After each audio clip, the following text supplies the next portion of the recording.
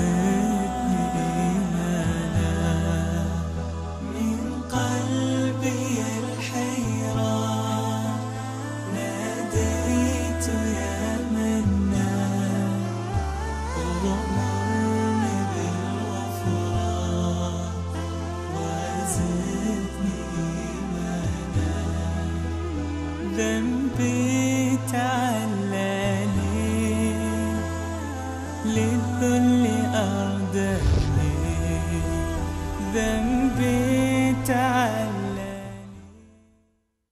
من قلبي الحيران. بسم الله الرحمن الرحيم.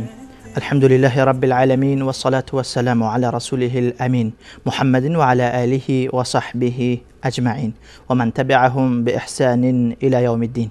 بینندگان عزیز و گرامی شبکه جهانی وصال حق، سلام الله علیکم و رحمته و برکاته.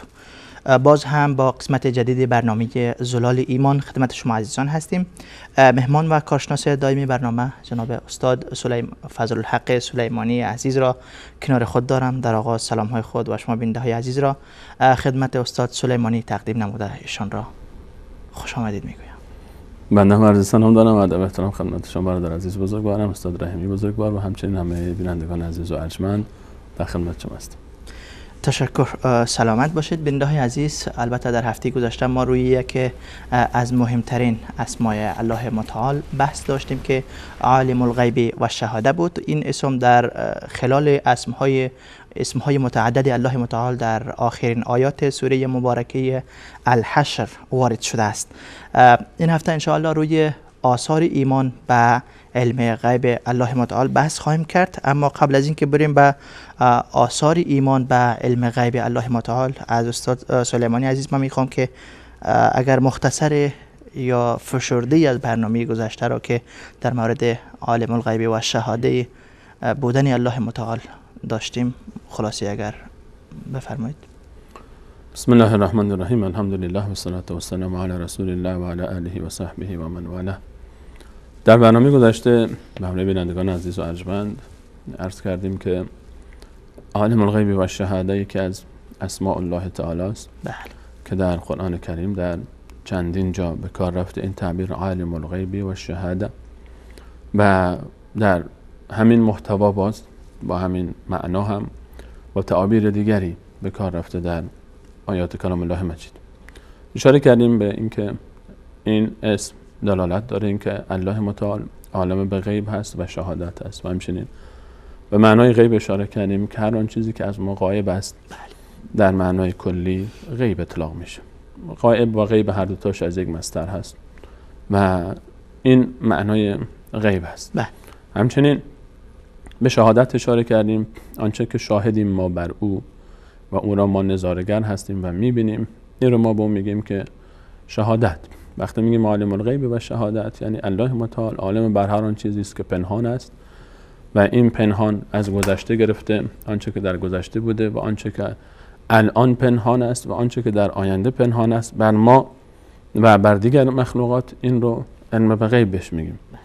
و علم شهادت هم باز توضیح دادیم دربارش که گرچه برای ما این احساس به وجود میاد که ما خودمون عالم به شهادت هستیم، اما در معنای دقیق ترش رو به تفسیر بیشتری توضیح دادیم که الله متعال اصل الله متعال است که عالم به شهادت است. حتی خود ما هم نمیتونیم ادعا بکنیم که عالم به شهادت هستیم، چرا که آنچه که در عالم اتفاق میفته و ما شاهد اون هستیم، خیلی ها هرچی مسافت بیشتر میشه و بعد ما با یک شیئی که ما شاهد او هستیم در ظاهر بیشتر میشه، در حقیقت فاصله رؤیت ما با آن شیء بیشتر میشه، یا به تعبیری دقیق تر ما تصویری که از آن شیء میبینیم یا صدایی که از او میشنویم، اون صدا مال همان لحظه‌ای که ما الان مشاهده میکنیم نیست، مال لحظات گذشته است و هرچی مسافت بیشتر میشه این فاصله بیشتر میشه. مثال زدیم خورشید رو که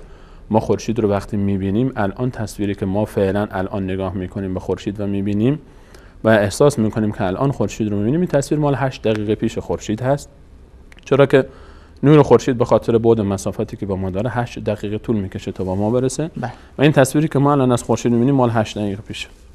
یا تصویری که از سیاره مشتری مثال زدیم، ما اگر می‌بینیم با تلسکوپی نگاه بکنیم یا تو با چشم غیر مسلط در شب، ما اگر بخوایم ببینیمش تصویر مال 4.5 ساعت پیشش هست، گرچه ما ظاهرا الان می‌بینیم اما مال تأخیر گذشته هست. و به همین خاطر الله متعال تاکید میکنه که من عالم به غیب و شهادت هستم. شهادت رو هم منم که اصلش رو میبینم. الله متعال وقتی به خورشید رو میبینه، خورشید رو همون لحظه میبینه، مثل ما 8 دقیقه بعدش نمیبینه. مشتری رو 4.5 ساعت بعدش نمیبینه، یا هم ستارهایی که ما حتی هزاران سال بعد داریم میبینیمشون، اونها نسبت به الله متعال این گونه نیستن. همچنین توضیح دادیم که علم غیب به دو دسته تقسیم میشه. یک علم غیب مطلق داریم، یک علم غیب نسبی داریم. علم غیب نسبی بعضی از اشیاء علم غیب است نسبت به برخی و نسبت به برخی دیگر این علم غیب به شمار نمیره. الان مثلا یک شیء من و شما در داخل خانه داریم، این شیء نسبت به ما علم غیب نیست. من میدونم در خانه خودم فلان چیز رو در فلان جا مخفی کردم. شما مواردی دارید، انسان غالبا پولی داره، زیورالاتی داره، حتی کتابی داره، یک چیزی رو قایم کرده گوشه این به نسبت او غیب نیست، چون میدونه کجاست، اما نسبت به دیگران غیبه. یک شیئی رو کسی میدزده، گروگان میگیره، انسانی رو، شخصی رو میبره یک جای مخفی میکنه، یک شیء گم میشه. نسبت به اون کسانی که در آگاهی هستن، در ارتباط با اون شخص هستن، اون شیء هستن، اون کسی که خودش دزدیده برده یک جای مخفی کرده، اون کسی که شخص رو گروگان گرفته، نسبت به او دیگه غیب نیست این جریان. نسبت به اون این غیب نیست، این شهادته. اما نسبت به دیگران غیبه، ما نمیدانیم که کجاست. این رو ما بهش میگیم علم غیب نسبی، یعنی آن چیزی که نسبت به برخی ها علم غیبه، نسبت به برخی دیگر غیب نیست. این رو ما بهش میگیم علم غیب نسبی. اما علم غیب مطلق آن چیزی است که نسبت به الله متعال علم غیب نیست. هیچ چیزی نسبت به الله متعال غیب نیست، چون پوشیده نیست بر الله متعال. هیچ چیزی بر الله متعال پوشیده نیست. و ما یعزب عن ربک من مثقال ذره فی الارض ولا فی السماء. هیچ ذره ای از الله متعال در آسمان ها و زمین پوشیده نیست. به نسبت الله متعال هیچ چیز غیب نیست، همین چیز شهادته. به نسبت ما مخلوقات مواردی هست که غیب مطلقه، یعنی هیچ کدوم از مخلوقات الله متعال، از فرشتگان، از انبیا، از اولیا، در آسمان، در زمین، از اون اطلاع ندارن. این موارد خاص الله تعالی است. اینا رو ما در پایان سوره، مثلا در پایان سوره مبارکه قیامت، در سوره مبارکه لقمان، ما چندین مورد رو داریم که الله متعال 5 مورد رو مثال میزنه. ان الله عنده علم الساعه، علم برپای قیامت، چه لحظه قیامت برپا میشه این هیچ کی نمیدونه، حتی فرشته‌های الله متعال، حتی جبرائیل امین علیه السلام که بزرگترین ملک آسمان هاست، وقتی که آمد از رسول الله صلی الله علیه و سلم پرسید که متى الساعه، الله متعال وقتی که فرستاد تا به رسول الله صلی الله علیه و سلم تعلیم بده، ایشون چی فرمودن در پاسخ این سوال؟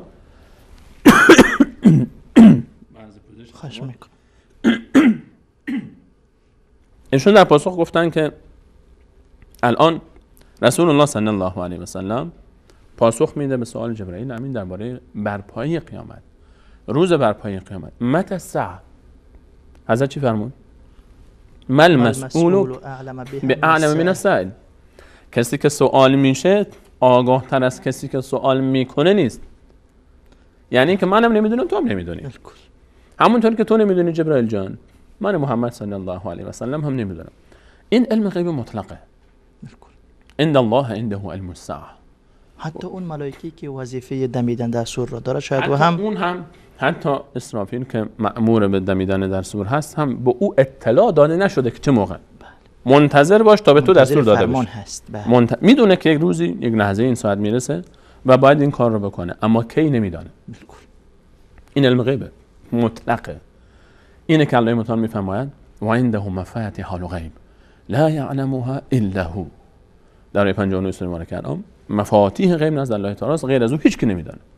و رسول الله صلی الله علیه و سلم در روایتی فرمود مفاتیح غیبی که اینجا در این آیه 59 سوره انعام ذکر شده اون 5 مورد خاصی است که در پایان سوره لقمان ذکر میشه که یکیش رو گفتیم ان الله عنده علم الساعه و ينزل الغیث.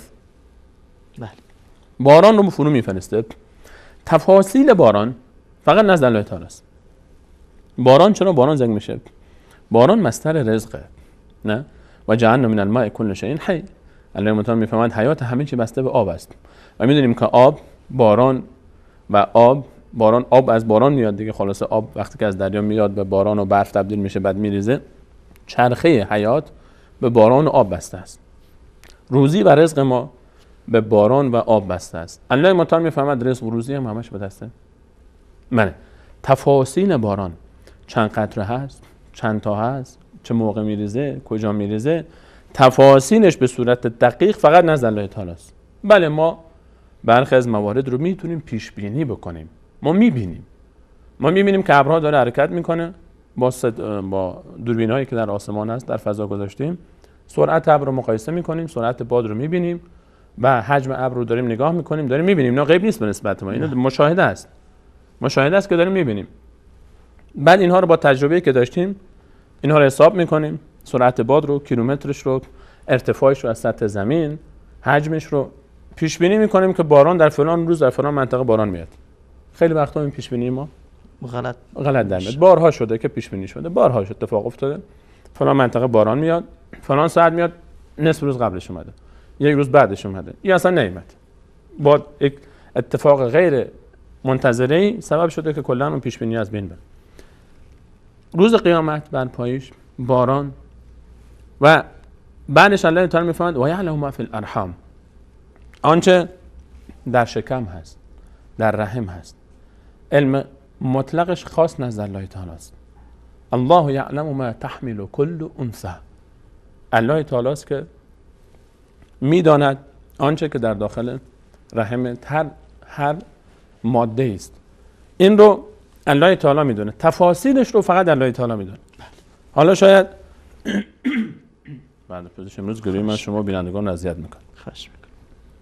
تفاصیلش رو شاید این سوال پیش بیاد، خب الان ما هم با سونوگرافی و با وسایل جدید امروزی میتونیم تشخیص بدیم که در شکم دختر هست یا پسر هست، زنده است یا مرده است. زنده است یا مرده است.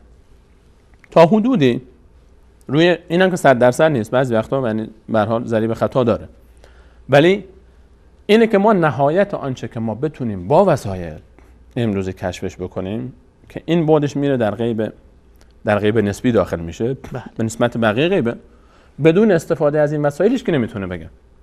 یعنی من الان نمیتونم بدون استفاده از این وسایل تشخیص بدم. پزشکی که میتونه، اونم فقط در یک بعد خاصش که میبینه، با وسیله میبینه، تشخیص میده که نهایتاً پسر یا دختر. اما اینکه این دقیقاً چه لحظه‌ای به دنیا خواهد آمد، اینکه این شخص که به دنیا میاد چگونه خواهد بود، چهرهش چطوری خواهد بود، رنگ پوستش چطوری خواهد بود، شکلش چطوری خواهد بود، چند کیلو خواهد شد، سال اول زندگیش، سال دوم زندگیش، دوره کودکی، دوره نوجوانی، دوره جوانی، همسر آیندهش، ازدواج میکنه یا نمیکنه، چی یاد میگیره چی یاد نمیگیره، اعتقادش، باورش، رفتارش، اخلاقش، کردارش، شخصیتش، رزق و روزیش، آیندهش، تعاملاتش، لحظه وفاتش، کجا میمیره، اینا رو چیکار نمیدونه.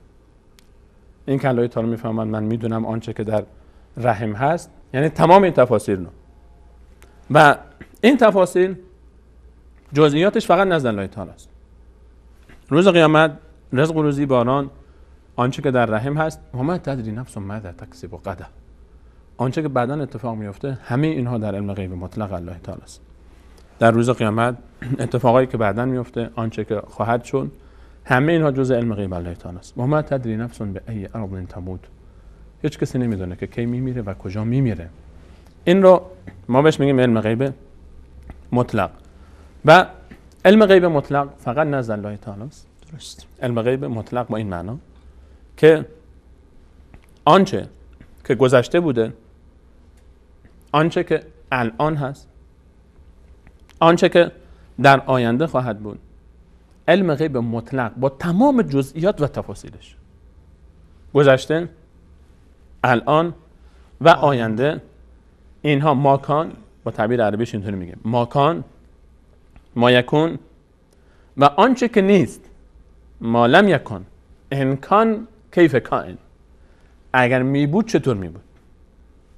مثلا الان من یک برادره که کوچکی داشتم 2 سالش بود فوت کرد، خدا او رو سرمایه بکنه برای والدین همه ماش. آمین. این بچه اگر می بود الان شاید 20 سالش می بود، سنش اگر زنده بود 20 سالش بود، 20-21 سالش بود. الان این اگر می بود چطوری بود؟ زندگیش چطور میشد؟ چطور زندگی میکرد؟ کجا نشسته بود؟ آیا اون می اومد الان مجری بشه جای شما اینجا پیش من بشینه پیش برادرش؟ اینا رو ما نمیدونیم. بود رفت. خب اگر می بود چی میشد؟ اینها رو هیچ کی نمیتونه جز الله متعال. یک موجودی الان مثلا اگر فلانی بچه دار میشد به جای یکی 10 تا دیگه میداشت، اینا چطوری می بودن؟ این هیچ کی نمیدونه، ولی الله تعالی میدونه.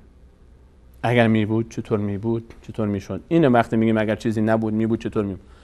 علم مطلق، وقتی ما درباره علم غیب مطلق صحبت میکنیم، الله متعال عالم الغیب و شهادت است، به این معنا که علم مطلق غیب و شهادت فقط نزد الله تعالی است. فقط اوست که تمام جزئیات گذشته و آینده و حال و آنچه که نیست اگر بود چگونه بود را میداند. اما غیب نسبی برخی از موارد غیب نسبی را الله متعال و برخی از بندگانش نشون میده، یا از طریق وحی. رسول الله صلی الله علیه و سلم به ما برخی از موارد گذشته و آینده اشاره کردن. اینها رو ما بهش میگیم علم غیب نسبی که الله متعال خودش خبر میده، نه؟ به رسول الله صلی الله علیه و سلم درباره امت گذشته، مثلا درباره نوح علیه السلام وقتی که صحبت میکنه داستان خودش و پسرش و کشتیش و طوفان نوح علیه السلام در سوره هود، در پایان در آیه 49 میفرماید تلک من انباء الغیب نوحیها الیک، این از خبرهای غیبه که من به تو وحی کردم ای پیامبر من. ما کنت تعلمها انت ولا قومك من قبل هذا، نه تو نه قومت قبل از این خبر نداشتید. ما کنت تعلمها انت ولا قومك من قبل هذا، نه تو و نه قومت از اینا خبر نداشتید. علم غیب نسبی رو برخی از افراد یا از طریق وحی انبیاء الهی، راه شناخت علم غیب نسبی چند تا راه داره. یا از طریق وحی است، آنچه که بر انبیا از گذشته، از حال، خبر قیامت، اتفاقایی که قبل از قیامت میفته، یعجوج و ماجوج، دجال، علائم صغرای قیامت، علائم کبرای قیامت، این همه وحیه که الله متعال به بنده خودش رسول الله صلی الله علیه و سلم میگه. یا از طریق وحی یا از طریق الهام، احیانا که کرامات برخی از اولیا الله تعالی بهشون یک چیزی الهام میکنه، مثل مادر موسی علیه السلام و اوحینا الی ام موسی، وقتی که من الهام کردم، اینجا وحی به معنی الهام است، به مادر موسی که بچه خودت رو هر وقت ترسیدید بناس فلقیه فی الیم ولا تخافی ولا تحزنی ان رادوه الیک، بنازش به دریا، آب بناز، نه بترس نه ناراحت شو، من او رو به تو برمیگردانم. این من به تو برمیگردانم خبر از آینده است، این الهامه، الهام به مادر موسی. و یا سیدنا عمر مثلا در حکایت لشکری رو میفرسته برای غزوه و برای جنگ به فرمانده شخص به اسم ساریه، بعد این فرمانده در یک جای گیر میکنن، همینطور الهام میشه به سیدنا عمر که شاید فلان جای اینو گیر کرده باشن، از زبانش یک کلمه خارج میگه یا ساریه الجبل، ای ساری برو به سمت کوه، لشکرتو ببر پشت کوه. اونا پشت کمین کرده بودن دشمن و این صدا رو اونها در میدان معرکه شنیدن و فرار کردن و پای کوه رفتن و در امان ماندن و خبر بعدها که آمدن در هنگام خطبه داشت این صحبت رو میگه سیدنا عمر. اونا گفتن همچین اتفاقی افتاد، یک ندای آمد، رفتیم بعد نجات پیدا کردیم. اینها هم در صحابه شنیده بودن، گفتن بلی امیرالمومنین این صدا رو شما فلان روز در فلان خطبه گفتی وسط صحبت یک دفعه. اینها کرامات است، اینها همون الهام هست که برخی از مواردی که غیب است به نسبت ما غیب نسبی بیان میشه، یا وحی است یا الهام است یا تجربه و استفاده از وسایل جدید. مثلا ما گفتیم مثل سونوگرافی، مثل دوربین هایی که در آسمان میگذاریم که حرکت برق میبینیم. ما این مورد خاص نسبت به اون کسی که خودش این وسیله رو استفاده میکنه دیگه علم غیب نیست، اون مشاهده است، اما نسبت به دیگران غیب است. الان مثلا یک غیب نسبی، یک قصابی شکم گوسفند رو میخواد پاره بکنه، قبل از پاره کردن هر آن چیزی که در شکم این از غیب دیگه. الان اگه بیاد بگه من میدونم در شکم این چی است، چطور است، ادعای غیب کرده. تو از کجا میدونی؟ ولی وقتی که پاره کرد دیگه غیب نیست، دیگه الان داره میبینه. استفاده از وسایل این اشکالی هم نداره. ما الان این مشکلی که داریم در بحث غیب که طرف ادعای غیب میکنه، با کسی مشکل داریم که در غیب نسبی، در غیب مطلق اصلا هیچ کسی حتی با وحی، چون از طریق وحی گفته نشده. بله. با غیب، در غیب نسبی کسی میاد میگه آقا من میدونم فلان چیز گم شده، الان مثلا رمال ها و دعانویسا و تعویض نویسا یک شی گم میشه، من میدونم که از کجا آورد، کجاست فلان، داره ادعای غیب میکنه. از کجا میدونی؟ نه از وسایل استفاده میکنی، نه وسیله حدیثی از دوربینی داری، نه دزدیابی داری، نه وسیله‌ای داری که پیدا بکنی، از کجا میدونی؟ این ادعای علم غیب کردن در این باز درجاتی داره. یک ادعای علم غیبی است که به کفر میرسونه، علم غیبی است که به حرام میرسونه، علم غیبی است که راه دست یافتن به او غیب نسبی، بله. کمک گرفتن از جن هست که حرام هست و این باز در درجات خودش داخل میشه. اینا مواردی بود که ما به صورت گرچه خلاصه نشد، مفصل شد، شاید برخی از مواردش و تفاصیلش رو بیشتر نگفته بودیم در برنامه گذشته، درباره علم غیب مطلق و علم غیب نسبی گفتیم و در کل صحبت کلی که ما درباره عالم الغیب و شهادت داریم، علم غیب مطلق این معنا که هر آنچه که گذشته بوده با تمام تفاصیل و هر آنچه که الان هست با تمام تفاصیل و هر آنچه که در آینده خواهد بود با تمام تفاصیل و هر آنچه که نیست اگر می بود با تمام تفاصیلش چگونه می بود رو فقط الله متعال می‌داند و به غیر الله متعال هیچ احد الناسی نمی‌داند. تشکر. سلامت باشید استاد سلیمانی عزیز. اجازه بدین یک میان برنامه کوتاه بگیریم تا شما هم گلو را صاف کنید. بیننده عزیز میان برنامه کوتاه میگیریم و برمیگردیم. با ما باشید.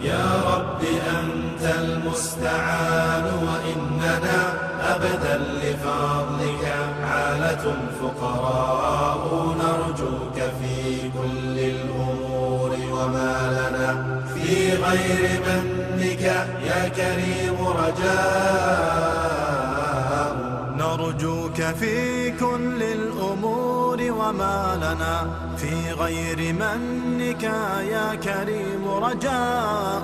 أنت الغني وما لجودك منتهى، بيديك سر الخلق والإحياء. نرجوك في كل الأمور وما لنا في غير منك يا كريم رجاء. أنت الغني وما لجودك منتهى، بيديك سر الخلق والإحياء. لولاك ما كنا وما كانت لنا دنيا ولا عمرت بنا أرجاء.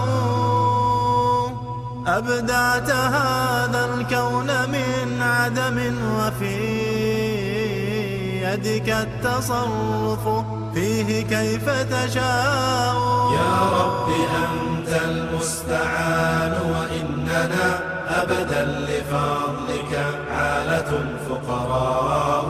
نرجوك في كل الأمور وما لنا في غير منك يا كريم رجاء.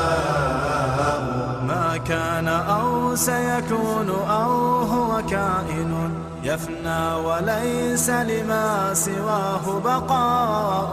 يا رب أنت المستعان وإننا أبدا لفضلك عالة فقراء. يا رب أنت المستعان وإننا أبدا لفضلك عالة فقراء. نرجوك في كل الأمور وما لنا في غير منك يا كريم رجاء.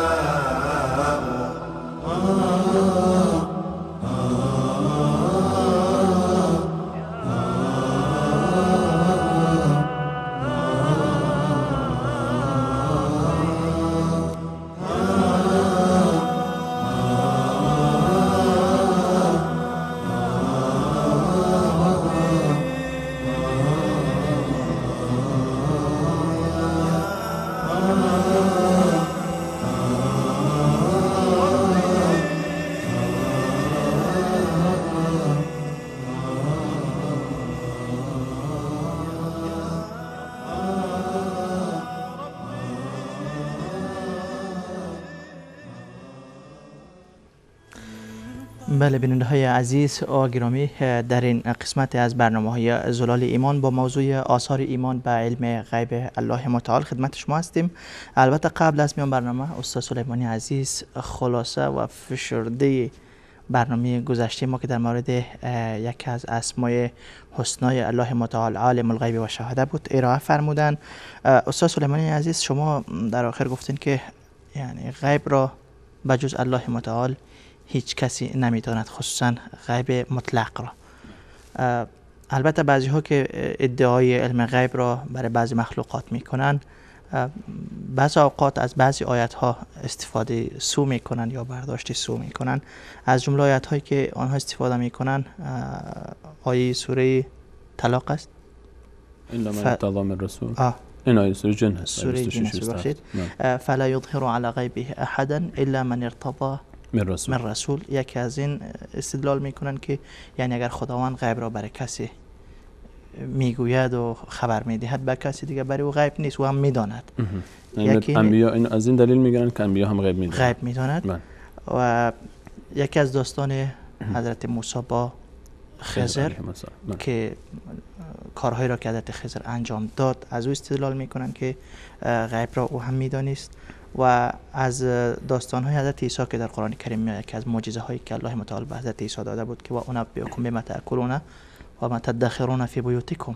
حضرت عیسی میگفت ما میفهمم که شما در خانه‌هایتان چی میخورین و چی را ذخیره میکنین. از این آیات ها استفاده میکنن یا استدلال میکنن. آیا میشه بگوین که استدلالشان چقدر بجاست؟ موضوع این است که آنچه که ما در بخش اول برنامه بهش اشاره کردیم، موضوع بحث علم غیب مطلق و علم نسبی. علم نسبی در آن آیاتی که در کلام الله مجید وارد شده درباره علم غیب، این آیات دو گروه هستند. آیاتی که به صورت کلی انکار علم غیب از غیر الله تعالی است.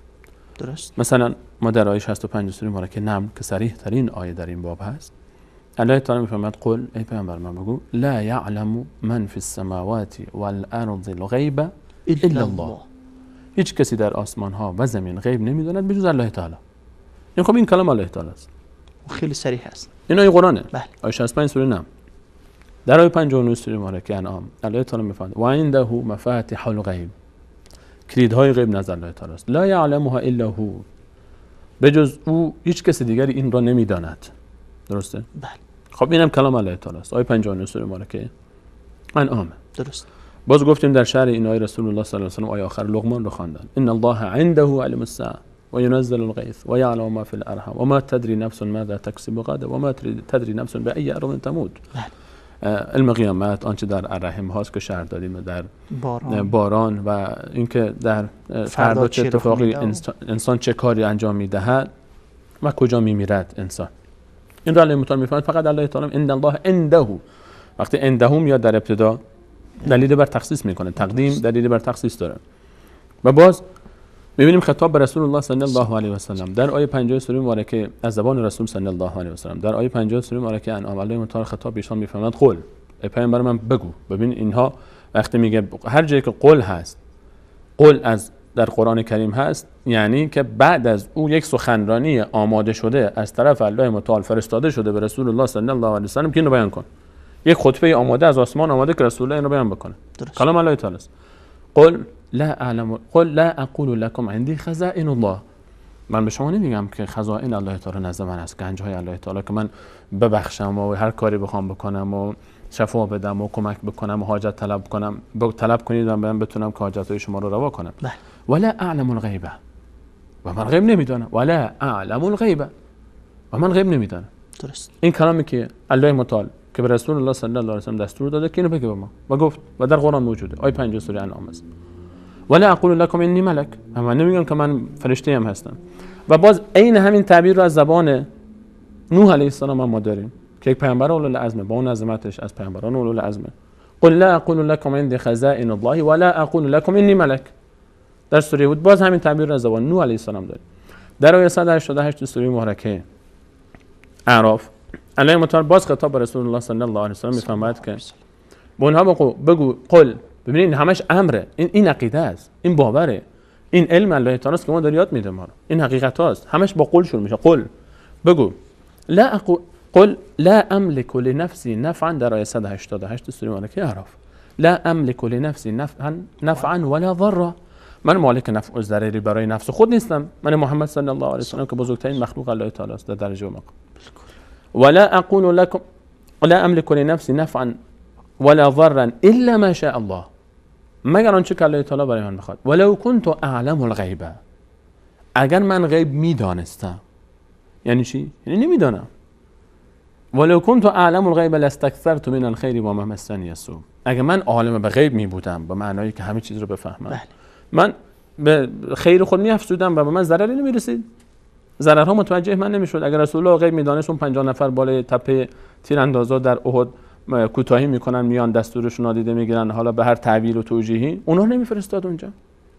اگر و دلایل فراوان دیگر. اینها آیات صریح قرآن کریمه که علم غیب رو نفی میکنه. در آیه 179 سوره آل عمران میفهمند و ما کان الله لیطلعکم علی الغیب، اصلا در شأن الله تعالی نیست که شما را از غیب اطلاع بکنه، با خبر بکنه. ولکن یجتبی من رسوله ما یشاء، برخی از انبیاء خودش انتخاب میکنه. در سوره‌ای که استدلال میکنن در سوره جن آیه 26 عالم الغیب فلا یظهر علی غیبه احدا الا من ارتضی، عالم الغیب است، هیچ کسی رو آگاه نمیکنه مگر اونهایی که از پیامبران راضی باشه. خب یک سری آیات کلی داریم که کلا علم غیب رو نفی میکنه که گفتیم آدرسش هم داریم در قرآن کریم هست. جاهای اشاره میشه مثل این آیه 26 و 27 سوره جن با آیه 179 سوره مبارکه آل عمران و آیاتی که شما بهش اشاره کردید درباره عیسی علیه السلام که مثلا در سوره آل عمران باز داریم. این آیه رو ما الله متعال اشاره میکنه که برخی از موارد رو من به انبیای خودم میگم، به بعضی از انبیای خود. در آیه 50 برخی از انبیای خود و غالبا انبیای الهی چون با وحی در ارتباطن، از طریق وحی آنچه که نیاز باشه که اطلاع پیدا بکنن و الله تعالی به اونها اطلاع میده. در همون آیه 50 سوره مبارکه انعام الله متعال فرمود بگو ای پیامبر من ملک نیستم، من خزائن آسمان و زمین در خزائن الله تعالی نزد من نیست. لا اقول لكم عندي خزائن الله ولا اعلم الغیب، من عالم به غیب نیستم و من ملک نیستم. ان اتبع الا ما یوحى الی، اگر چیزهایم از من میشنوید از آینده از گذشته خبر میدم، موارد رو میگم، اینها وحی شده به من. آنچه که به انبیای الهی وحی میشد این به این معنا نیست که اونها عالم غیب مطلق بودن. ما گفتیم که علم غیب نسبی نسبت به انبیا در مواردی که به اونها وحی شده، بله نبی الله تعالی بوده بهش گفته، آیات امت گذشته از آینده خبر داده، اما خود رسول علم غیب مطلق نداشته. هیچ پیامبری، خود رسول الله صلی الله علیه و سلم عالم غیب مطلق نبوده. تمام اسرار عالم رو خبر داشته باشه، تمام گذشته و آینده رو خبر داشته باشه، تمام اتفاقاتی که قرار بوده بیفته رو خبر داشته باشه. اصلا آیات قرآن همینه ولو كنت اعلم الغیب لاستكثرت من الخير وما مسني السوء. در آیه 188 اعراف خوندیم الان که اگر این علم غیب رو من محمد صلی الله علیه و سلم می داشتم، هیچ مصیبتی من نمی رسید، هیچ مشکلی من نمی رسید. اینها همه دلالت بر این داره که آنچه که از علم غیب نزد انبیای الهی بوده وحی الله تعالی است در یک موردهای مشخص و معین. بله در اون موردی که ذکر کردن اون غیبی بوده که از طریق الله تعالی وحی شده بهشون و پیامبر هم گفته به دیگران. و این فرق انبیا با دیگران است که قل انما انا بشر مثلكم، من انسانی هستم مثل شما. فرق من با شما اینه که انما یوحى الی، قل انما انا بشر مثلكم یوحى الی، به من وحی میشه به دیگران وحی نمیشه. و رسول الله صلی الله علیه و سلم فرمود ان اتبع الا ما یوحى الی، من آنچه که من وحی میشه میگم. قل هل یستوی الاعمى والبصیر، شما نسبت به این چیزها که به من وحی شده نابینایید و من بصیرم. اینه که ما میگیم نسبت به رسول صلی الله علیه و سلم دیگه اینجا علم غیب نسبی از طریق وحی بهش گفته میشه. اما این آیات وقتی که باید جمع بشه، ما وقتی که الله تعالی در آیه 65 سوره نم میفهمد هیچ کسی در آسمان و زمین غیب نمیدونه به جز الله تعالی، خب این آیه رو ما چطور جمع بکنیم با اون آیه؟ اگر بگیم خب انبیا هم همشون علم غیب می‌داشتن، خب پس این معنی این آیه چی میشه؟ که در آسمان و زمین کسی غیر از الله غیب نمیدونه. پس اون که الله متعال میفهمد به پیامبر اکرم صلی الله علیه و سلم بگو من غیب نمیدونم، اون چی میشه معناش؟ اینجا که حضرت نوح گفت من غیب نمیدانم، اون چی میشه معناش؟ این آیت معناش چی میشه؟ معناش همینه، علم غیب مطلق نزد الله تعالی فقط. بله. اما جزئیاتی از این موارد، جزئیات خاصی بله. به طبیعت کار نبوت که نبی بالاخره یک صفاتی داره که دیگران ندارن. خبرهایی از گذشته میده تا دلالت بکنه بر صدق نبوتش، خبرهایی از آینده میده تا امت رو بیمه بکنه در برابر خطرهایی که پیش روی اوست و نیاز است و این موارد خاص رو بهش میگه. اما خیلی از موارد رو نمیدونه، خیلی از موارد رو نمیدونه. رسول الله صلی الله علیه و سلم آیا میدانستن که در احد اون اتفاق میفته؟ آیا میدانستن که 70 نفری رو که میفرستن به سمت بئر معونه و بئر رجی، حدود 85 نفر مجموعاً، اونها رو میکشند، حافظان قرآن صحابش رو خیانت میکنن، کسانی که به دروغ ادعای اسلام کرده بودن؟ آیا میدونستن و فرستادن؟ صریح‌تر از همه اینها در آیه 101 سوره مبارکه توبه الله متعال میفرماید و من حولکم من الاعراب منافقون، از اطراف شما، از بادیه نشینان اطراف شما منافقانی هستند. و من حولکم من الاعراب منافقون و من اهل المدینه، یک عده از اهل مدینه هم منافقن. این آیه خیلی دقیقه. و من حولکم من الاعراب، از بادیه نشینان اطراف شما، و من اهل المدینه و من حولکم من الاعراب منافقون، عده منافقن، ادعای ایمان میکنن اما کافرن.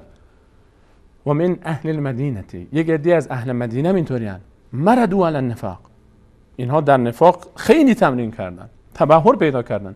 لا تعلمهم، ای پیامبر من تو اینها رو نمیشناسی. لا تعلمهم یعنی چی؟ تو علم نداری به اینها. آیا امکان داره که رسول الله صلی الله علیه و سلم عالم به غیب باشه به معنای علم غیب مطلق؟ بله تعالی بهش بگه منافقانی هستن از بادیه نشینان اطراف مدینه و از خود شهر مدینه. لا تعلمهم نحن نعلمهم، تو نمیشناسی اینها رو، من الله با عظمتم.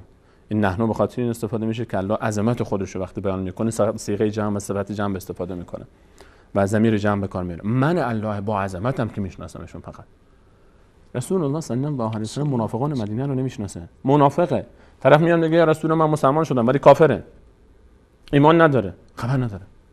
این علم غیب. کی خبر داره؟ ان الله علیم بذات الصدور. وقتی میگیم علم غیب، از قلب ها هم خبر داره الله تعالی. یعنی کسی که علم غیب داره از قلب کسی خبر داره، از باطنش خبر داره، از گذشته و حالش خبر داره، از آیندهش خبر داره، از عاقبتش خبر داره. الله متعال میفرماید پیامبر من تو منافقان و اطراف تو نمیشناسی. یک عده‌ای رو الله متعال از طریق وحی معرفی کرده بود، یک عده دیگر معرفی نکرده بود به خاطر حکمتایی که خودش میدونه. و من اهل المدینه و من حولکم من الاعراب منافقون و من اهل المدینه مردوا علی النفاق لا تعلمهم نحن نعلمهم.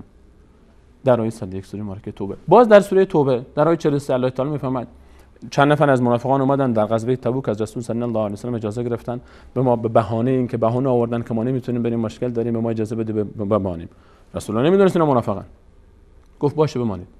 الله متعال رسول الله صلی الله علیه و سلم رو به خاطر اجازه دادن به این سه نفر عتاب کرد، مؤاخذه کرد. چرا اجازه دادی به اینا؟ عفا الله عنك لما اذنت لهم. در آیه 43 سوره توبه است. خدا از تو درگذشت. یعنی چی درگذشت؟ یعنی نباید این کار میکردی. عفا الله عنك، الله تعالی تو رو معاف کرد به خاطر این کار. لما اذنت لهم، چرا اجازه دادی؟ آیا رسول الله صلی الله علیه و سلم اگر غیب میدانست این کارو میکرد که مورد ملامت الله متعال قرار بگیره؟ عبس و تولی ان جاءه الاعمى، اخم کرد، روی گردان وقتی که نابینا پیشش آمد. عبدالله ابن ام مکتوم نابینایی بود، از صحابه آمد و محضر رسول صلی الله علیه و سلم در مکه و ایشان مشغول صحبت با سران قریش بود به این امید که ایمان بیارن. ایشون سلام کرد، رسول الله صلی الله علیه و مشغول صحبت بود و انگار که در دل مبارک و گفت یا رسول الله به من تعلیم بده از آنچه که الله تعالی به تو تعلیم داده. رسول الله جواب سلامشون رو دادن، ولی انگار که کمی در دل این رو ناپسند دونستن که الان وقتش نیست که تو بیای، تو که مسلمانی از خودمونی، من دارم سران قریش رو دعوت میدم به این امید که ایمان بیارن. الله متعال فرمود اخم کرد، روی گردان وقتی که نابینا پیشش اومد. و ما یدریک لعله یزکه، از کجا میدونی که این آدم وقتی که از تو سوال پرسیده شاید ایمان بیاره؟ اما اونایی که تو رفتی پیش اونها از کجا میدونی که اونها ایمان بیارن؟ این را آیا رسول الله صلی الله علیه و سلم اگر میدانست این برخورد با اون میشه و این عتاب از طرف الله متعال این کارو میکرد؟ اینها دلایل بسیار زیادی است. و آنچه که درباره قصه خضر علیه السلام و موسی علیه السلام ذکر میشه، خود حکایت دلالت بر این داره که پیامبران علم غیب ندارن. چرا؟ در همین حکایت مگر موسی علیه السلام از پیامبران اولوالعزم نیست؟ مگر موسی علیه السلام کلم الله موسی تکلیما، الله متعال مستقیم باش که صحبت نمیکنه بدون، مگر موسی کلیم الله به خاطر چی میگه؟ الله متعال با موسی علیه السلام بدون واسطه سخن گفته. تورات بهش نازل شده. یک پیامبر اولوالعزمه. وقتی که میره و خضر علیه السلام مثلا میره و کشیر میشکنه، میره و اون جوانک رو میکشه، میره و اون دیوار رو راست میکنه، چرا موسی اعتراض میکنه؟ چرا وقتی کشتی رو شکست گفت اخرقتها لتغرق اهلها؟ کشتی رو شکستی که مردمش رو غرق کنی؟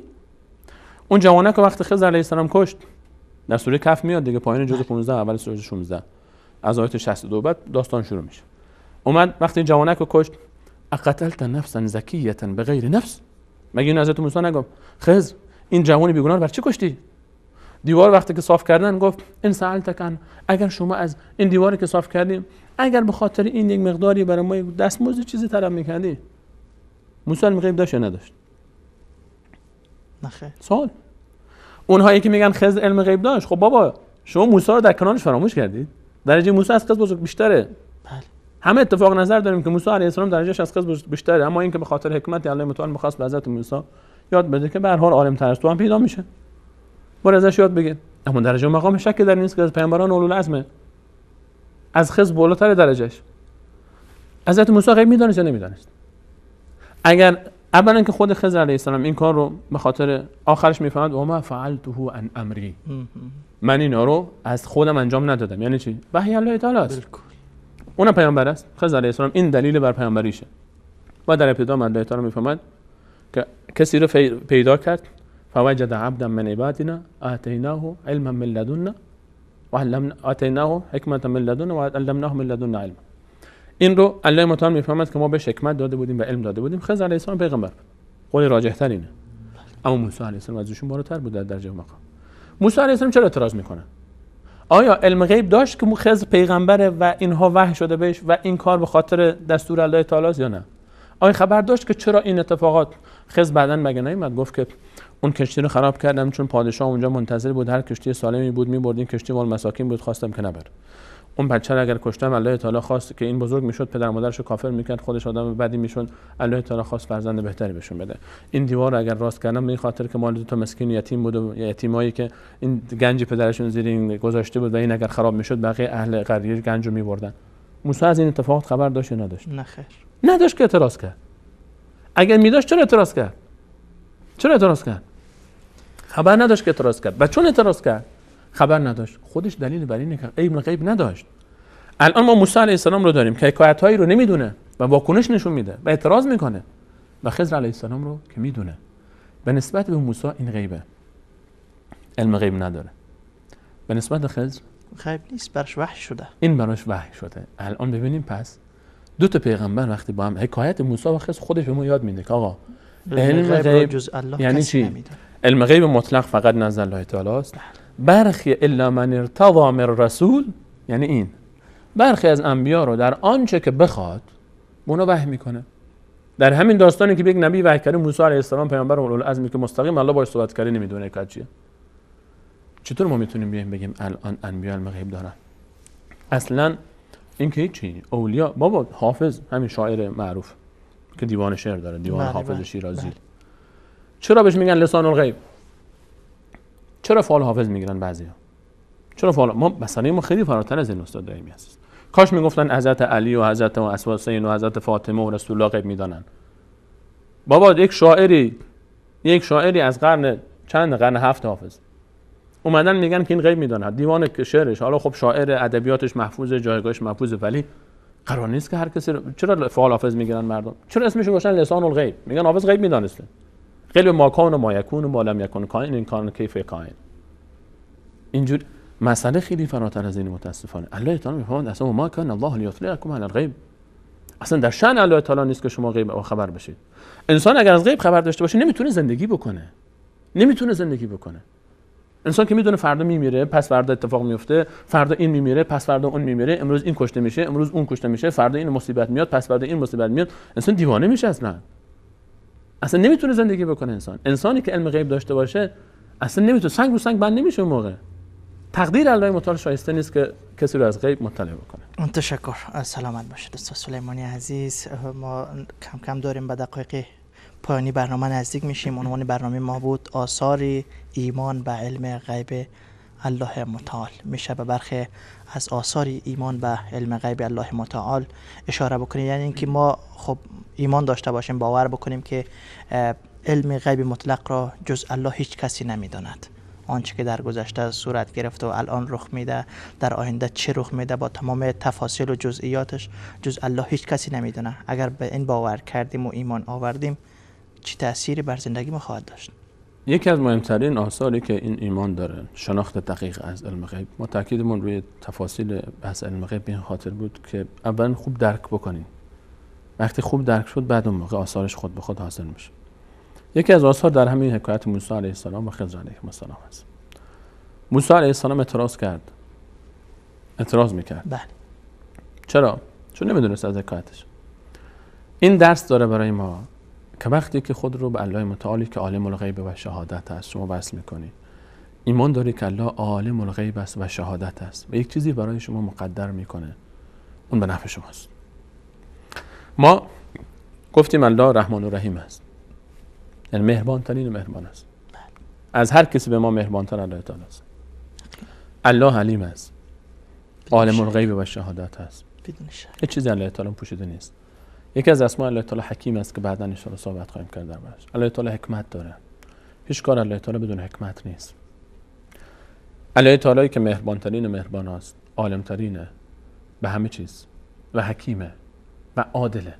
عدل، العدل یک از صفات اسماء الله تعالی است. به صفت عدل یک از صفات الله متعال است. عادل الله متعال. همچین ذاتی هیچ وقت بد بنده خودش رو نمیخواد. الله تعالی آینده ما رو خبر داره، برای ما خبر نداریم. ما دست بلند میکنیم یک چیزی از الله متعال میخوایم، اما این دعای ما تأخیر میفته، دیر اجابت میشه. الله متعال به صلاح ما نمیبینه که ما بده. یک چیزی رو الله تعالی برای ما در تقدیر ما رقم زده، ما نمیپسندیم، ظاهرش برای ما تلخه، اما الله تعالی میدونه که این به نفع ماست، نتیجه شیرینه. و عسى ان تکرهوا شیئا و هو خیر لكم و عسى ان تحبوا شیئا و هو شر لكم. خیلی چیزا هست که شما دوست ندارید به نفع شماست، خیلی چیزا هست که شما دوست دارید ولی به ضرر شماست. والله یعلم و انتم لا تعلمون. این که چی به نفع ماست و چی به ضرر ماست رو الله متعال میدونه و ما نمیدونیم.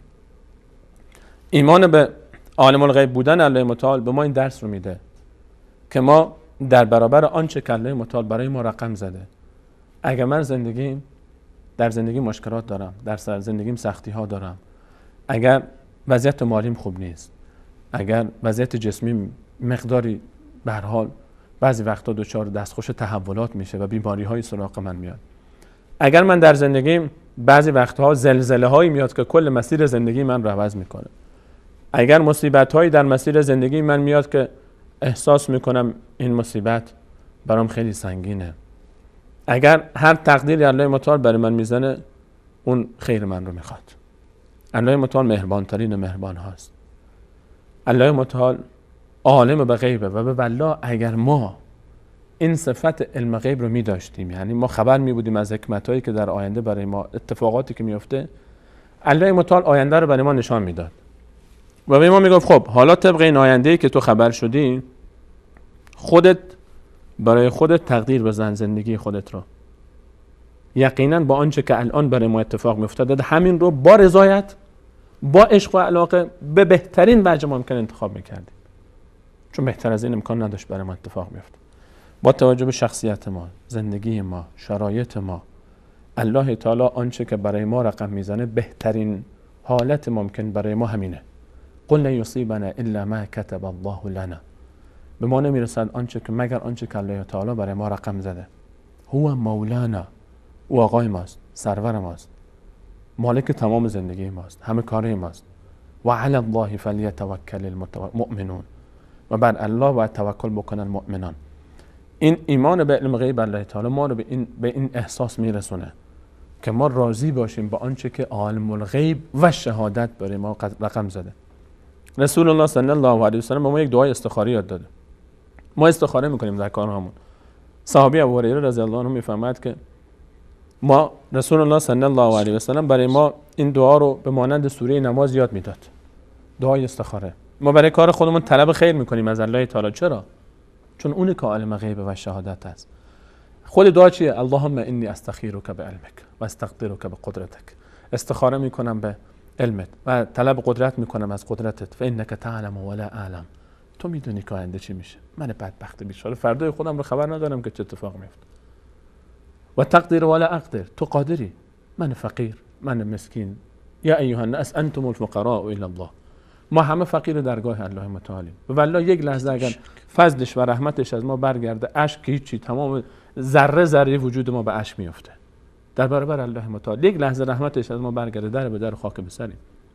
فانک تقدر ولا اقدر و تعلم ولا اعلم و انت علام الغیوب. تو میدونی من نمیدونم، تو قادری من قادر نیستم و تویی که عالم الغیبی. خدای اگر میدونی این کار به نفع منه در دین من، در دنیای من، در عاقبت من، به من مقدرش کن. اگر به نفع من نیست در دین و دنیا و آخرت من، به ضرر من، اینو بردار سر راه من. در منو راضی کن به چیزی که خیر منه در او در آینده در مسیر راه من قرار بده. این احساس به عالم الغیب بودن الله تعالی. ما ربی رو میپرستیم، اللهی رو میپرستیم که عالم الغیبه، آینده رو میدونه. ما از کسی اطاعت میکنیم، پیروی میکنیم که آینده برای او هیچ ذره ای از آینده پوشیده نیست. تمام خطرهای راه رو میدونه، تمام مشکلات رو میدونه، تمام آینده رو میدونه و بهترین رو برای ما رقم میزنه. این احساس به ما کمک میکنه که ما به آنچه که در زندگی الله متعال برای ما رقم میزنه، به قضا و قدر الهی راضی باشیم. ما همیشه با توکل به الله تعالی بدونیم که الله تعالی بهترین ها رو برای ما انتخاب میکنه. این یکی از مهمترین اثرات ایمان به عالم الغیب است. عالم الغیب و شهاده، به علم غیب الله متعال. دوم اینه که ما با علم غیب الله متعال به درجه از اسلام خارج میشیم به ایمان، از ایمان خارج میشیم به درجه احسان میرسیم. درجاتی داره اسلام. ما اول تسلیم میشیم بر الله تعالی، بعد ایمانمون کامل میشه. ایمان که کامل شد، یک مرحله میریم بالاتر، درجه احسان میرسیم. احسان چیه؟ در همین حدیثی که ما از ابتدا شروع کردیم و شرحش دادیم و بهش باش خواهیم رسید، تفاصیل بیشتر احسان اون درجه ای است از ایمان که اوج دیگه. بعضی پوزش اون درجه ای که انسان وقتی الله متعال عبادت میکنه که انک تراه، الله متعال گویی که داری میبینی. فان لم تکن تراه فانه یراک. اگه تو هم الله متعال رو الان نمیبینی، اون که داره میبینه تو رو. وقتی الله متعال عالم به غیب و شهادت هست، هیچ چیز ازش مخفی نیست. آنچه که پیش من غیب در خانه، پیش الله متعال غیب نیست. آنچه که از چشم دیگران غیب من در دل دارم، پیش الله متعال غیب نیست. من مواظب خلوت خودم هستم، چون میدونم علم تعلم به ان الله یرا، الله تعالی میبینه. من مواظب قلبم باید باشم، تصوراتم، فکرهام، وسوسه های درونی که اگر هیچ کی خبر نداشته باشه، الله که خبر داره، از اون هیچی پوشیده نیست. وقتی که من پنهانی پشت در تلفنی دارم صحبت میکنم در یک رابطه حرام و میترسم دیگران خبر بشن، الله تعالی که میدونه، الله که خبره. شوهر به زنش خیانت نمیکنه، چون میدونه که اگر زن خبر نیست، الله که خبره. زن پشت سر شوهر در رو که بست، شوهر رو رفت، این در رو هر کسی باز نمیکنه، چون میدونه که اگر داخل خانه برای شوهر غیبه، برای الله تعالی هیچ غیبی وجود نداره، برای الله تعالی واضحه. زن وقتی میدونه الله عالم الغیب و شهادت هست، چطور جرأت میکنه به شوهرش خیانت بکنه؟ یک دختر چطور جرأت میکنه به پدرش خیانت بکنه؟ یک پسر چطور جرأت میکنه که به دیگری خیانت بکنه؟ یک کارمند چطور جرأت میکنه که به رئیسش خیانت بکنه، به دولتش خیانت بکنه، به بیت المال خیانت بکنه؟ یک دزد چطور جرأت میکنه که دزدی بکنه وقتی میدونه که الله متعال داره میبینتش؟ عالم الغیب و شهادت هست. هر کسی که مسئولیت قبول میکنه، اگر رئیسش بالا سرش نیست، اگر مسئولش بالا سرش نیست، الله تعالی که هست، میدونه که عالم الغیب و شهادت که هست، اون همون لحظه داره میبینه. این احساس در انسان وجود میاد که انسان همیشه خودش رو تحت نظارت و مراقبت الله متعال میبینه. ایمان به علام الغیوب، ایمان به عالم الغیب و شهادت در انسان احساس عجز و فروتنی میاره. من وقتی که هر چقدر عالمم، دکتر، مهندس، استاد دکترا، جناب پروفسور، علامه، کاشف، مهندس، بعضی وقتا این القاب ما رو فریب میده. بعضی وقتا این اسم ها، من 30 سال تخصص داشتم، من 40 سال سابقه تدریس در دانشگاه دارم، 500 تا تالیف دارم، دماغ میره بالا چنان کله انسان بالاست که کسی رو آدم حساب نمیکنه. فلانی بی سواد اومدی با من صحبت میکنی، فلانی انسان این غرور و تکبر وقتی علام الغیب رو انسان میشناسه، عالم الغیب و شهاده رو انسان میبینه که بابا اون چیزی که من یاد گرفتم از علم در برابر علم بیکران الله متعال ذره‌ای نیست اصلا. اون موقع غرور خود به خود میشکنه. این غرور انسان تواضع میاد در وجودش. انسان در برابر علم الله متعال میفهمه که من هیچ علمی ندارم، اون چیزی هم که من بلدم الله تعالی به من یاد داده. این تواضع و فروتنی در وجود انسان میاد و این احساس در ما ایجاد میشه. انسان وقتی که به الله متعال، به عالم الغیب و شهادت ایمان داره، احساس رضایت میکنه از زندگیش. در زندگی انسان رضایت میاد. انسان راضی میشه به رضای الله متعال، راضی میشه به داده الله متعال، راضی میشه به گرفت الله متعال، چون میدونه این چیزی رو اگر از من گرفته به نفع منه. من نمیدونم اما میدونه که این روزی به نفع منه. به والله انسان در زندگی بعضی وقتا مصیبت وقتی که میاد احساس میکنه که چقدر تحملش سخته. مصیبتی که میاد وقتی که این مصیبت میره بیرون، بعدش نگاه میندازه پشت سر، احساس میکنه این مصیبتی که آمد و رفت رو، این شکلی که آمد و رفت ساده ترین و آسان ترین و بهترین شکلی بود که میتونست اتفاق بیفته این مصیبت برای من. والله متعال برای من این بهترین شکل رو رقم زده بود. اون موقع انسان نمیفهمید. وقتی که میگذره رد میشه، انسان میره هواپیمای انسان میاد 5 دقیقه 10 دقیقه دیر میکنه، هواپیما پرواز میکنه میره، اعصابش خورده، ناراحت، عصبانیه، خدای چرا اینطور شد، این ور اون ور، من بدبخت، من بیچاره، خدایا حالا چی میشه، من فلان میشد، زودتر میرسیدم، ترافیک نمیشد، فلان میشد. تو همین فکر و چرته که یک دفعه خبر میشه که دوست 1.5 ساعت بعد که هواپیما سقوط کرد. در جا میمونه اینجا انسان دیگه. اینجا انسان میمونه که دیگه الان عالم الغیب و شهادت چطور برای من رقم زده بود که من از این سانحه نجات پیدا بکنم. خیلی از اتفاقایی که در زندگی ما میفته اینطوریه، ما خبر نمیشیم. موسی علیه السلام و خضر حکایتش همین بود. وقتی که موسی علیه السلام رو بعدن خضر گفت این کشتی رو این کار رو به این خاطر کردم، مرد رو به این بچه رو به این خاطر کشتم، این دیوار رو به این خاطر صاف کردم، اون موقع دیگه تازه موسی دوست داشت که ادامه بده، اما گفت هذا فراق بینی و بینک. الان دیگه تموم شد موسی جان، حکایت تموم شد. این آیات همه علم غیب الله متعال، عالم الغیب و شهادت، ایمان به این. من دوست دارم که ما در این فاصله بین برنامه‌ها که داریم، قبلا هم از بینندگان عزیزم می‌خواستم، از خودم هم می‌خوام و تلاش می‌کنم که ما به این معانی فکر بکنیم. ما هدف ما اینها اطلاعات عمومی نیست. هدف ما در این برنامه این نیست که ما فقط اطلاعات خودمون، علم خودمون رو به یک سری اطلاعات شرعی و مسائل شرعی زیاد بکنیم. هدف اینه که ما در این فاصله، در این هفته بیایم بشینیم فکر بکنیم نسبت به علام الغیب بودن، عالم الغیب و شهادت بودن، این صفت الله متعال در زندگیمون در لحظه روزهای این هفته پیش رو تا برنامه بعد در این باره فکر بکنیم. هر روز همین یادمون باشه، عالم الغیب و شهادت، بریم در بحرش. الله تمام گذشته رو میدونه، زندگی تمام انسان‌هایی که آمدن، تمام اونهایی که الان هستن، تمام اونهایی که خواهند بود، ذره ذره عالم، اون چیزی که در ستاره‌ها، ذره ذره ستاره‌ها، عمق ستاره‌ها، بیرون ستاره‌ها، آسمان، بهشت، دوزخ، این دربارش تفکر کنیم، دربارش فکر بکنیم. از آینده ما خبر داره. این تفکر تمام این ثمرات و بلکه بیشتر رو در زندگی ما ایجاد میکنه و دید ما رو، تصور ما نسبت به الله متعال متفاوت میکنه و به خوبی انسان میفهمه که الله کجاست و بندگانی که ما فکر میکنیم در صفات الله متعال شریکن. واقعا بی‌مهریه، واقعا ظلمه، واقعا نامردیه که انسان الله تعالی که عالم الغیب و شهادت هست رو و یک ذره از علم غیبش رو برخی از انبیاء خودش داده به خاطر طبیعت کارشون و دعوتشون، باز بیاد بگه فلانی هم علم غیب میدونسته و فکر بکنه که حتی من لحظه‌ای که من به دنیا بیام من خواهد دانست، در حالی که الله تعالی میفهمد و ما یشعرون ایان یبعثون.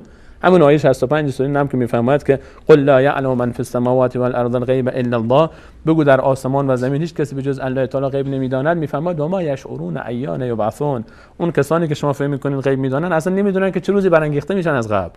ولو اگر رسول الله صلی الله علیه و سلم الان در قبر مبارکش بدونه که چه لحظه‌ای قیامت میشه و از قبرش بیرون بیاد، این الله تعالی داره میگه و ما یشعرون ایان یبعثون. وقتی که رسول الله صلی الله علیه و سلم با اون عظمت شان این گونه است، وای به حال بقیه در علم غیب هیچ کسی علم غیب مطلق به الله تعالی نداره و ما خوشحالیم و افتخار میکنیم که الله ما، که خالق ما، که خدای ما عالم الغیب است و شهادت است. لحظه لحظه گذشته و آینده و تمام آنچه که اتفاق میفته رو مدیریت میکنه، کنترل میکنه. مالک این هاست، خالق این هاست، رازق این هاست و همه چی به دست اوست و ما خودمون رو به او سپردیم. و ما به خودمون رو به کسی سپردیم که تمام آینده مال اوست و اختیار آینده خودمون رو به او میسپاریم و افتخار میکنیم که عبداللهیم و نوکر و چاکر و بنده الله تعالی و ذره ذره وجودمون رو برای او فدا خواهیم کرد. انشاءالله. جزاکم الله خیرا، بارک الله فیکم. تشکر از تک تک شما عزیزان بیننده که تا این لحظات با ما بودید. همه شما عزیزان را به خداوند یکتا و یگانه میسپارم. الله یار و مددکارتان. السلام علیکم و رحمت الله و برکاته. من قلبي الحيران ناديت يا منان أغمرني بالغفران وزدني إيمانا. من قلبي الحيران ناديت يا منان أغمرني بالغفران وزدني إيمانا. ذنبي تعلاني للذل أردني. ذنبي تعلاني